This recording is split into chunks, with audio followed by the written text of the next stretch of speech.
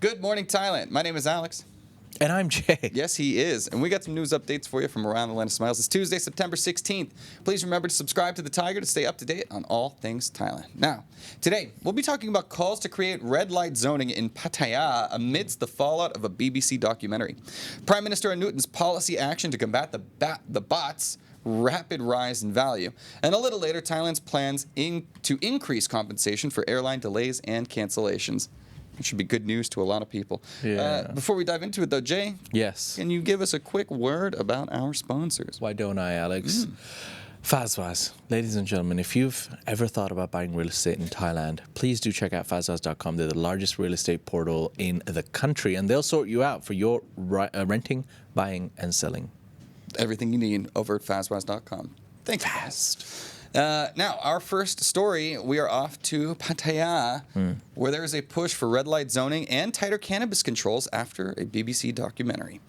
So, following the release of a BBC documentary highlighting Pattaya's darker side, local tourism leaders have urged the government to create clearer regulations for nightlife areas. They argue that designating official red light districts could help better manage the sex industry and limit its spread into other parts of the city. Proposals also include legalizing sex work in order to bring it under tighter control. At the same time, there are calls for stricter rules on cannabis, particularly when linked to tourism. Despite the controversy, officials remain confident that tourist arrivals from the UK will not be heavily impacted. Okay. Yeah. I've been saying this for like years now. Like, if we legalize the sex work and try to corral it a bit more, wouldn't have as big an issue. That's right. Yeah. And it will also provide a lot of the sex workers with Social Security, which quite a lot of them are open to it. Ah. And probably better practices, like these bars in certain areas, like they're owned by the owner. The owner gets to decide, how much they pay them. They have some crazy rules, like if you show up late, they charge you like 1,000 baht or 500 baht or something, fine for like a minute late. The mama sans aren't playing around, huh? Yeah. Yeah. But yeah, I also don't think. I just think this whole darker side of Pattaya thing. I'm like, come on, guys. Like, Yeah. so if we had to look around London, I'm sure we could find some horrendous stuff on display. But over here, yeah, I think it is worth addressing at least, understanding some of the problems that we have. But yeah. Yeah. What about the cannabis laws? Do you think it's a really big issue? Like, do you think that, like, if I smell weed, all of a sudden this is a terrible thing? I smell weed all the time. Yeah, I mean, As in, no jokes. Like I go out on my balcony and I know that my neighbor is smoking weed because I'm allergic to weed and I'm very sensitive to the smell. I'm like, whoa! I go down to the parking lot and I smell it. So I smell it everywhere. But does that really bother you though? yeah. It's not as common. Okay, I'm making it seem like it's very common, but very rarely do I walk around anywhere and smell weed. And even if I did, I'm not bothered. It's just a smell. Yeah. I mean, it's a city. There's way worse smells out there, I feel like. But yeah, it is interesting to see that there's still a lot of pushback on this industry, even though it's done a lot to boost tourism, create jobs, blah, blah, blah. Part of me dies just smelling the smoke coming out of those bus exhausts when I'm driving my bike. Oh, And yeah. If I unfortunately park behind them, as soon as it goes green light, it's just death Yeah, it's like coming towards you me. look like a cartoon after smoking a blow-up cigar. He was like, Yeah, it's like a layer of black dust on my skin. oh, yeah. Anyways. Lovely. This stuff happens. Yeah. Well, All right. anyways. Well, we're going to move on to our next story. Thai Prime Minister Anutin demands measures to check sky-high baht. Money, money. Prime Minister Anutin Chanvirakul has voiced concern over the baht's sharp appreciation and the pressure it is placing on exporters. He stressed the need for urgent measures to stabilize the currency, saying that the new finance minister will meet with industries to develop solutions. Exporters argue that the stronger baht is making them less competitive and prefer an exchange rate closer to 34 to 35 baht per US dollar. The situation is compounded by wider economic pressures, including rising U.S. tariffs, high household debt, and weak consumption. The government hopes that interest rate cuts and coordinated cabinet action will help ease the strain. So, yeah, this is a big issue because strong baht means exporters cannot sell as much, means tourism is going to go down. Like, Yes. people will see, like, oh, my money doesn't buy as much. So it is an issue. Still fairly cheap compared to their own countries, but yeah. It's those margin decisions, right? Like where it does change a little bit, and people are like, okay, well, Vietnam's a lot cheaper. Have you ever thought about that before traveling? Like, Vietnam's like 5 baht cheaper than It ends up Indonesia. getting in the news, right? Like, so, like, this kind of stuff in the news doesn't help, and it gets in people's All right, fair, collective psyche. fair. That is 'Cause true. right now, everyone's talking about Japan. Yeah. Japan has really low, weak currency right now. I hate these news people. Yeah, that's us. But Japan has really weak currency, so a lot of people think, oh, I always wanted to go to Japan. Now's a good time to do it. Wow, that's so true. Yeah. I've never, I mean, that was one of the reasons that people, every time they're trying to convince me, they're like, go to Japan. You can buy a watch there. The Japanese yen is really weak. And I'm like, do I want to unnecessarily spend on a watch? Yeah, the Japanese yen's really weak, apparently. Yeah, now's the right time to do it. So, I don't know. For me, I get paid in baht. So it's better for me, but Yeah. it's good for us. Is it how about the people actually living in Thailand? Or how affected are we if the baht goes to 35? Not really, except Okay. for the greater impact on like tourism, which is very affected on the economy. Low season's real, dude. We need you, tourists. Yeah, Come back. We do. All right. Well, anyways, on to our next story. We're still in the realm of finance, where a new war room is being launched to resolve frozen bank account complaints over scam fears. Yeah. So, the Ministry of Digital Economy and Society has established a dedicated war room, getting serious, to tackle the growing number of frozen bank account complaints. Accounts are often temporarily frozen due to suspicions of online fraud or mule activities, leaving innocent users frustrated. Officials clarified that most freezes only affect suspicious funds and not the entire balance, with access restored once investigations clear the account holder. Banks are authorized to hold funds for up to 3 days, while police can extend this to 7 in specific cases. The new coordination center brings together regulators, law enforcement, and banks to speed up resolutions and restore public trust. Love public trust. What war room? Come on. Our meeting room in the office. That is what we call our meeting room. Yeah. Like, this war room thing gets thrown around a lot. Yeah. It doesn't seem very serious. And it makes it, they want to try to make it sound serious. All conversations in the war room are immediate and urgent. They got the map, like, see the generals moving armies? No, it's not that. Well, like, I guess they're trying to signal that they're taking it seriously. Yeah. And it's urgent. But how much is actually getting done, or how much of this is just optics? I don't know. We'll see. Yeah. But yeah, let us know if you're still getting affected by account freezes, because that's really annoying. Well, let's move on to our next story that was actually sent over to us by our Thai friends in London. London Unite the Kingdom rally sparked divided reactions across the political spectrum. Now, tens of thousands, almost a million, gathered in central London over the weekend for the Unite the Kingdom March, organized by nationalist figure Tommy Robinson, with turnout estimates ranging from 110,000 to almost a million, and many sources talking about the different numbers there. However, it was one of the largest gatherings in British history. Supporters framed the event as a defense of British culture, free speech, and national pride, voicing concerns about high levels of migration, cultural change, and what they see as unequal treatment under the law. Many carried Union Jacks and signs with slogans like "Stop the boats" and "We want our country back," while others paid tribute to U.S. conservative activist Charlie Kirk, who was recently killed. Critics, however, described the march as a far-right gathering rooted in anti-migrant sentiment, with counter-protesters rallying under the banner "March Against Fascism" to promote inclusion and oppose hate. The event highlighted the deep divisions in the UK over immigration, identity, and political discourse, with each side accusing the other of threatening the nation's democratic values. London. Well, yeah. A few interesting things I should note about this. Elon Musk made an appearance. Yeah, he did, via yeah. Satellite. So there's big names, and I think that brings out the crowd.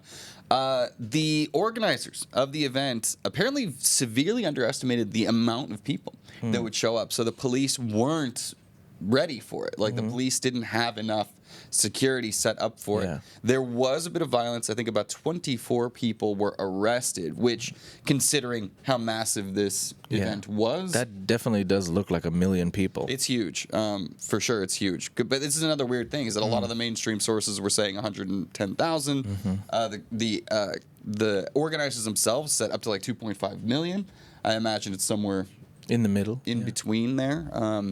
But this is what's so frustrating is that like, this seems like it should be an easily verifiable thing, right? Like you have the footage of everybody there. Why can't we get a decent estimate? It was actually difficult to get more information on this as well. Like we're trying to source it from different places, and very few people are talking about this. It was strange. I mean, it's huge news in the UK, for sure. But a lot that stuff, doesn't really concern a lot of the rest of the world. But it is a massive movement there, and it just shows like the pendulum swings. We see, there's massive demonstrations in the UK right now against the government because the government is Labour. So if it was the other way around, right, if the Tories or the Conservative Party were in power, you'd probably see massive demonstrations coming from the other side. I should note that the counter-protesters against this were only numbering at about 5,000, which is very, very small compared to the, it's, you got a main protest, the counter-protest is always going to be lower. Fair. But... it was an interesting event, and it really shows that there's still big divisions and a strong sentiment these days against migration. Well, 1 million people show up for a protest. That seems quite. Yeah. Look, but even Mr. Mann says, I live in the UK and this is first I've heard of it. Well, there you go. Glad we can inform. There we go. It's massive. But it is. I always like to make this joke. I'm like, come on, England. Well, you can colonize the world. You can't take a little colonizing back. Come on, guys. Like, there was another meme too. These guys at the protest stopping for a kebab from like. Stopping for a kebab. Yeah. Well, we want kebabs. We just don't want the people who sell them. Kebabs. Yeah. Oh, well. All right. Our next story. We're back into Thailand, guys. We're only going to be sprinkling in international stuff here and there. So cool your jets. I can hear you in the comments already. Back to Thailand. Some good news. Thailand is going to increase airline compensation for delays and cancellations. Yay. New regulations have been introduced to raise the compensation that airlines must pay passengers affected by flight delays or cancellations. The changes are designed to provide stronger protections for travelers and to ensure fair financial redress when plans are disrupted. The government's move comes in response to growing dissatisfaction with how airlines handle such incidents. Higher compensation standards are expected to push airlines to improve reliability and reduce avoidable delays. This policy is part of a broader initiative to strengthen consumer rights in Thailand's aviation sector. I'm curious. Have you ever been affected by like massive delays or cancellations on your flights in Thailand? To Thailand or from Thailand? Anything to do with Thailand? From Thailand all the time. Really? Yeah. My recent trip was delayed by almost 1.5 hours to Indonesia. Yeah. Thanks, Batik Air. However, it was all right. It was a decent airline. But Thai Airways, notorious. So here we go. Here's my personal rant. I like flying Thai. Yeah. I like the fact that was at least the national carrier, and I love everything about it. The purple color, the smooth as silk slogan, and yeah, it's a little bit more pricey, but I was even okay to pay that price because at least you're getting a certain quality. Notoriously always delayed. I don't know how you can always be delayed. It was almost a joke at one point where we just boycotted the airline, me and my dad. We were like, nah, flying Thai, I don't want to get delayed. Yeah. And Thai Vietjet, a lot, in my opinion, this is my opinion, and allegedly, in case they try to sue me, Thai Vietjet, I feel, is a bit more on time. Air Asia, mostly delayed, but also better than Thai Airways, I think. But, look, Thai Airways is maybe a lot better now. It's under better management. My question about it is, where is going to be the cutoff time for, all right, now you're so late that there should be some compensation involved as well. And then how are you going to collect the compensation? I think it's 2 hours and 4 hours and 8 hours. So for example, I'll give you an example. For international carriers like Qatar, when a flight was delayed 2 hours, we'd give meals. Up to 4 hours is you can go for like a city tour in Doha. Up to 4 to 6 hours you can go for like a city tour in Doha plus meal. Anything above 6 hours or up to 8 hours, we have to provide hotel at that time. So I think it's something similar, should be something similar around here. That all seems reasonable. Yeah, but that's for like a top airline traveling internationally. But sometimes even an hour delay can make you miss your flight. Yeah. the connection or whatever, yeah. So it also depends on the turnover time. So, for example, Hamad International Airport in Doha prides itself as a international airport, and they're really fast and stuff. Their turnover time is approximately 45 minutes. So, for example, a plane can come, land, and within 45 minutes they turn around and fly away. Off you go. Yeah, but if you are delayed 45 minutes, bye-bye plane. Yeah. But I have a trip to Thailand. I'm coming from the UK. Plane's gone. Yeah. What do you want from us? Bye. Next flight is in 4 hours, 6 hours, 8 hours tomorrow. Yeah, depending on the location, depending on the load. The load. the weight. God damn it, Alex. I'm sorry. This guy. I can't turn it off. I'm sorry. Well, speaking of loads, I think we should just move on to our next story. Yeah. This one's you, buddy. Anything in the comments? What are we looking at? Oh, this is me. All right. It is. Our next story. Bangkok approves 136 million baht upgrade for Victory Monument area. Ooh. What? Okay. Oh. Bangkok authorities have approved a 136 million baht renovation project for the Victory Monument area. Who knew we needed one? The upgrade will focus on improving traffic management, public space usability, and the overall appearance of this key landmark. Planned works include better sidewalks, lighting, landscaping, and improved access for pedestrians and public transport. That all sounds great. Officials see the project as an important step in modernizing the city's infrastructure and boosting its appeal for both residents and visitors. The upgrade also reflects a wider commitment to sustainable urban development and the revitalization of central Bangkok. Let's talk about Anusawari. What? So Victory Monument, also known in Thai as Anusawari. Happy Anusawari. So that is I would say, a major transport hub in the sense that all the BTS trains go to Anusawari, obviously. It's also a hub where people can get off at this monument, at the circle, and there are a lot of vans, basically like taxi services vans, where you can take to different provinces, different further areas that the trains don't go to in Bangkok. Like Minburi, Salaya, and it's a great way to transport. So it's a very heavily congested area. Yeah. It's so funny. I used to drive by Victory Monument every time I would go to Khao San. Yes, that is also true. Right on the way there, when I used to do comedy over there. But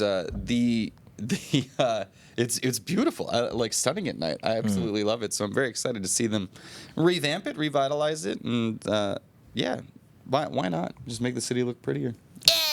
I love Bangkok, man. Victory Monument. No I hope doubt. they spend majority of the 100 and something million baht on the sidewalks and helping the congestion of the traffic, and less so on the visualization of it. Yeah. A lot of people go there to pay merit and kind of like pay respects to the people that are being honored at the Victory Monument, and I know that's important, but I think traffic congestion, sidewalks, and pedestrian walking is a bit more. Well, I think that the money should actually be used to line the pockets of politicians more. So, agree to disagree. They deserve more. Yes. They deserve more. Well So, Anutin needs a fourth private jet. All right. That's a bit unfair. He was already loaded. He has nothing to do with anything. I don't know. Anyways. You have a problem with politicians being rich. You should have a problem with rich people, Alex. No, not well. I guess some problems. Why do you hate the not rich? All of them. Depends on the rich and how they got their rich. I think that's there's some not so good riches. Yeah, out that there. is very Is true. Is this a racial slur that I'm doing for the? I don't know. the I rich? feel like you just have it with people who were just born jealous. with privilege. I'm just jealous. Yeah. Don't worry, everybody. It's fine. All right. Let's move on to. Oh wait, should we take a Fazwaz break? Let's do it. Hot. Yeah, you got a little Fazwaz break for me. Do you have one hot or no? Yeah. Okay. All right. 1 second, guys. We'll get you.